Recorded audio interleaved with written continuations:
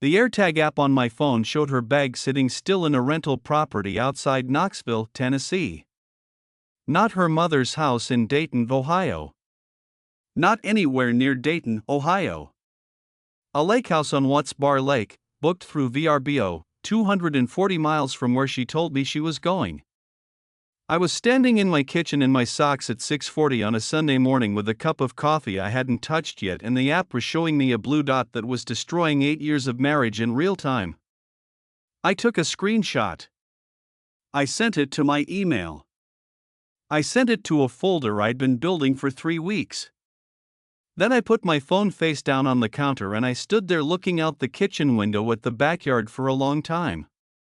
The grass needed cutting. I'd been meaning to get to it all week. I thought about that for a minute. Just the grass. And then I called my lawyer. But let me start from the beginning. My name is Paul. I'm 44 years old. I've worked for a Class 1 railroad, one of the big ones, I'd rather not say which, for 18 years.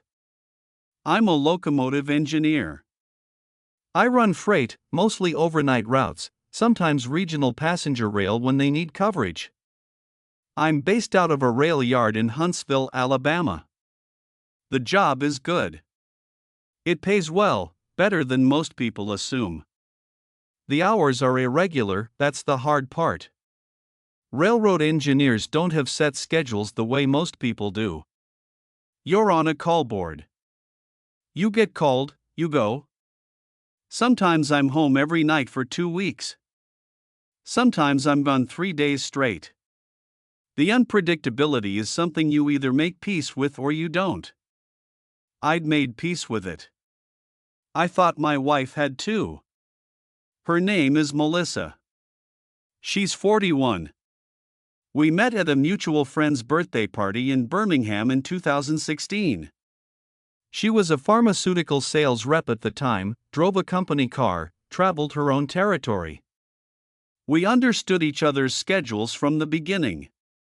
Or I thought we did. She was funny and direct, and she knew exactly what she wanted in a conversation, which I found attractive. We dated 18 months and got married in the fall of 2017 at a venue outside Huntsville, about 90 people, outdoor ceremony, string lights in the trees. Her parents flew in from Cincinnati. My parents drove up from Mobile. It was a good night. I have photographs of it on the wall in the hallway, and I walked past them every day for 8 years without questioning them once. We don't have kids. That was a decision we made together early, not a painful one, just a mutual understanding that our lives were structured in a way that didn't point in that direction. We had the house, 2 dogs, a boat we used maybe 6 times a year on Wheeler Lake. Comfortable life. Active social circle. We took good vacations. Costa Rica twice. A road trip up the Pacific coast. A long weekend in New Orleans every January that we'd done 4 years running. I thought we were doing well. I thought I knew what our marriage was. Melissa's mother, her name is Patricia, Pat, lives alone in Dayton since her husband passed 3 years ago.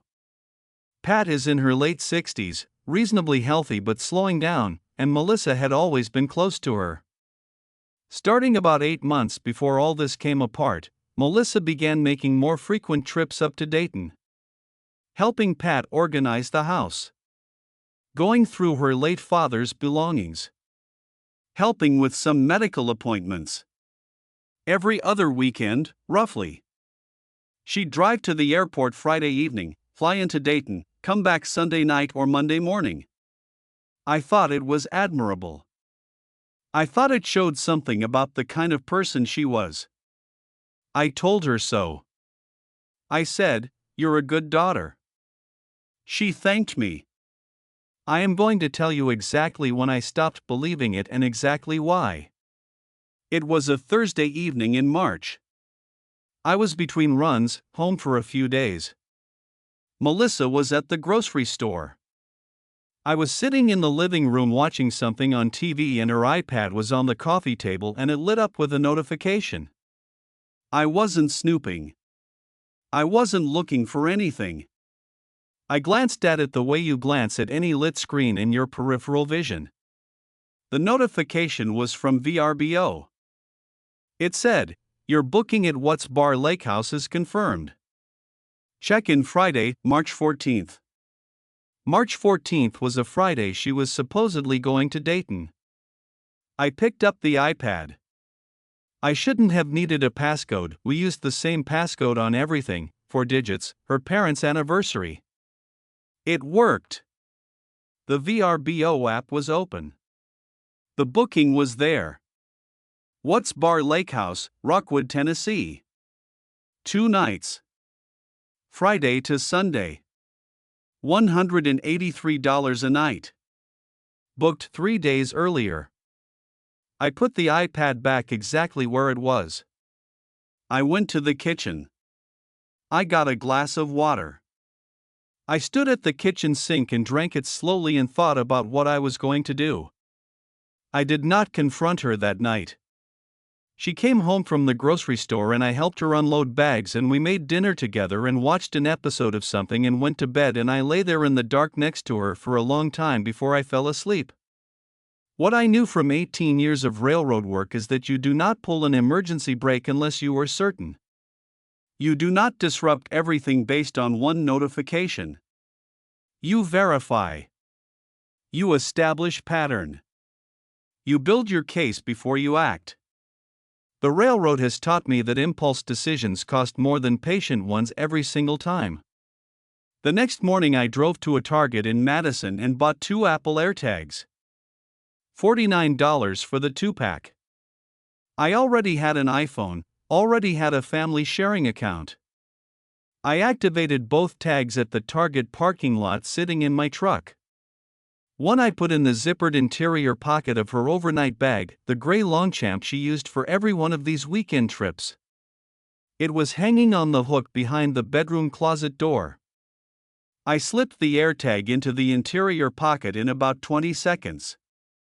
The second one I kept as backup. I also called a lawyer that same day. His name is Greg Whitmore, Family Law, Office in Huntsville. I'd gotten his name from a guy at the rail yard whose divorce 2 years earlier had been messy and who said Greg had handled it well.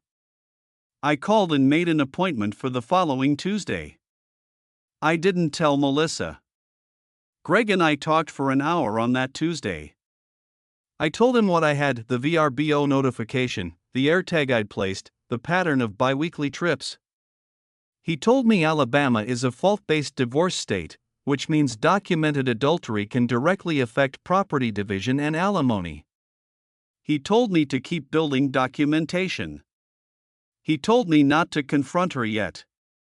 He told me to let the AirTag run for at minimum 3 trips before I did anything. He said, the more pattern you can show, the stronger your position. I went home and I waited. The first tag trip was that same weekend, March 14th, the Vrbo booking I'd already seen on the iPad. I tracked the bag from my phone. She told me she was flying to Dayton. The AirTag told me something completely different. It went south from our house, not north. It went south and then east. It stopped moving at approximately 8 p.m. at the Watts Bar Lake House in Rockwood, Tennessee. 243 miles from Dayton, Ohio. I sat in my truck in the rail yard parking lot on a Friday night at 8:15 and watched the blue dot sit still on a satellite map of East Tennessee, and I felt the ground shift in a way I recognized from railroad work, the particular sensation of something large and heavy moving when it's supposed to be still. I took screenshots every 2 hours that weekend. I documented the arrival time. I documented when the bag moved again, Sunday evening, heading back west toward Huntsville. I documented arrival back at our house at 9:47 p.m. I had Melissa's flight search history. She'd searched flights to Dayton on her laptop on our shared Wi-Fi and I could see the search in the router's history, but she hadn't booked any. She'd driven. She told me she'd flown. Second trip, 2 weeks later. Same pattern. AirTag left the house Friday evening. Went to Rockwood, Tennessee. Sat at the same property. Came back Sunday night. I had the location logs for both trips. I also, on this second trip, did something additional. I drove to Rockwood on Saturday morning. I want to be clear about what I was and wasn't going to do. I was not going to confront anyone. I was not going to make a scene. I was going to document. I drove 2 hours and 40 minutes to Rockwood, Tennessee on a Saturday morning in early April with a travel coffee and a camera, a decent digital camera, not just a phone, a Canon EOS I'd bought years ago for the boat trips. I found the lake house. It was on a small private road off the main lake road, set back, nice property, wood siding, screened porch facing the water. There was a silver Lexus SUV parked in the driveway next to Melissa's Volvo. I parked on the main road, far enough away, and I used the Canon's zoom lens. I got what I needed in about 20 minutes. 2 people on the screened porch with coffee. Melissa and a man I did not recognize. He was somewhere around 50, well-built, silver hair, wearing a fleece vest. They were close in the way people are close when they've been doing this for a while. Relaxed. No performance of intimacy. Just comfortable proximity. I took 41 photographs. Clear shots of both faces. The Lexus SUV's license plate. The property. The 2 of them on the porch. I drove back to Huntsville. I did not stop for lunch. I was not hungry. I sent the photographs to Greg Whitmore's office that evening via an encrypted file share his assistant had set up for me. Greg called me Monday morning. He said, "Paul, this is solid." He asked about the Lexus registration. I told him I'd run the plate, I know a guy, I'm not going to say more than that, and it came back to a man named David Farrow, 51 years old, commercial real estate developer, based in Chattanooga. Greg looked him up on his end. David Farrow was married. Wife named Claire. 2 adult children. Active in Chattanooga civic circles, his name appeared on some charitable foundation boards, the kind of name that shows up in local business press. A man with a reputation. A man with things to lose. Greg asked me if I wanted to contact a private investigator. I said I thought I already had what I needed. He said the photographs combined with the AirTag location logs were strong, but that a third documented trip, ideally with PI-level timestamp verification, would make the case essentially bulletproof. I said fine. He connected me with a PI in Huntsville named Sandra Cruz, former county investigator, ran a small firm out of an office park near Research Park Boulevard. I met Sandra on a Wednesday. She was in her 50s, no nonsense, had worked domestic cases for 11 years. I gave her everything I had. She said she'd handle the third trip. Third trip was 2 weeks later. Sandra followed Melissa from our house on a Friday evening. Sandra had her own long lens camera and a clean vehicle, a plain white Honda CR-V that nobody looks at twice. She documented Melissa's departure, followed her to a rest stop on I-65 where Melissa met David Farrow's Lexus, and then followed both vehicles to the Watts Bar property. Sandra's documentation included timestamped photographs of both vehicles at the property, both individuals entering the property together, and the vehicles still present the following morning. Sandra invoiced me for 11 hours at $75 an hour plus mileage. Best money I've spent. I now had 3 documented trips. AirTag logs for all 3. 41 personal photographs from trip 2. Sandra's professional timestamped photographs from trip 3, including the license plate, both faces, and the property address. The Vrbo booking confirmation I'd photographed off the iPad. And Greg Whitmore ready to file. We filed the divorce petition on a Monday morning in May. Melissa was served at our house that Wednesday afternoon while I was at the rail yard. Greg had advised me to be away from the house when the process server came, not because I was afraid of the confrontation, but because he wanted the filing to be the first she knew of it, and he wanted her first reaction to happen without me present so there was no argument about what was said. She called me 6 minutes after being served. I let it go to voicemail. Her message was 32 seconds long and mostly silence with some words I won't repeat here. I called Greg. He called her attorney. Now I'll tell you about David Farrow. Because David Farrow's situation added a dimension to this that I hadn't anticipated, and that changed some things. When Greg's team did the full discovery process, they looked at our joint finances, 8 years of marriage, joint accounts, credit cards, the house, my railroad pension, her income. What they found in our finances was consistent with what I expected: no large unexplained withdrawals, nothing dramatic. Melissa had not been dipping into our accounts for the lakehouse trips. David Farrow had been paying for everything. The Vrbo bookings were on his card. This meant, from a legal standpoint, that there was no dissipation of our marital assets to argue. Clean in that regard. But Greg had also quietly flagged David Farrow's situation to a contact of his who knew Claire Farrow's attorney in Chattanooga. This wasn't something I asked him to do, and I want to be honest that I had mixed feelings about it when he told me. But he said it was a professional courtesy he extended because Claire Farrow deserved to make informed decisions about her own life. I didn't argue with him. Claire Farrow apparently already had suspicions. She'd hired her own attorney 6 weeks prior. The documentation Greg's contact shared, photographs, location records, accelerated her timeline considerably. I don't know the details of the Farrow divorce. It's not my business. What I know is that David Farrow, a man who sat on charitable foundation boards in Chattanooga and had a carefully maintained public reputation, found that reputation considerably less intact by the end of the summer. My own divorce settled in September. Alabama courts, fault grounds, documented adultery. Greg had argued clearly, and the documentation was what it was. The house went to sale. We'd built about $140,000 in equity over 7 years.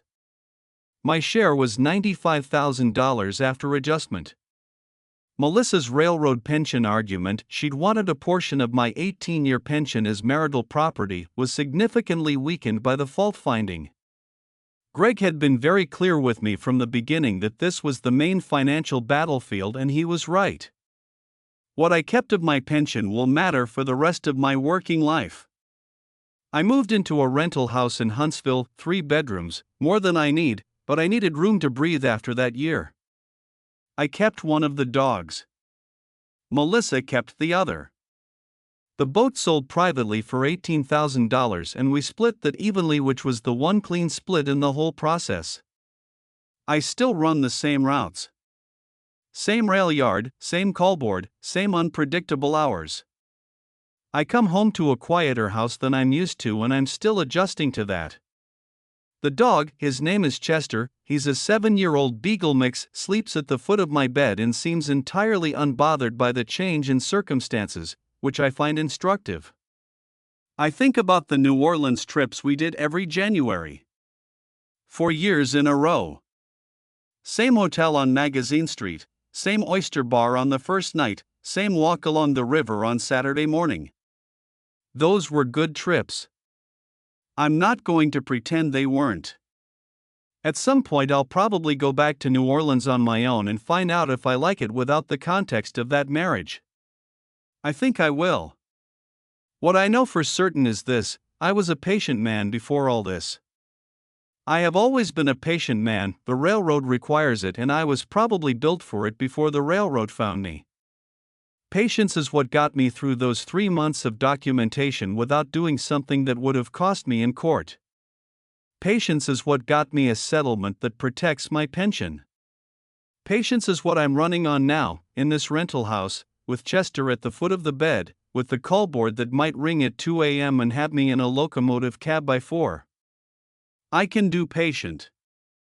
I've always been able to do patient. Whatever comes next, I'll be ready for it. I'll have documentation.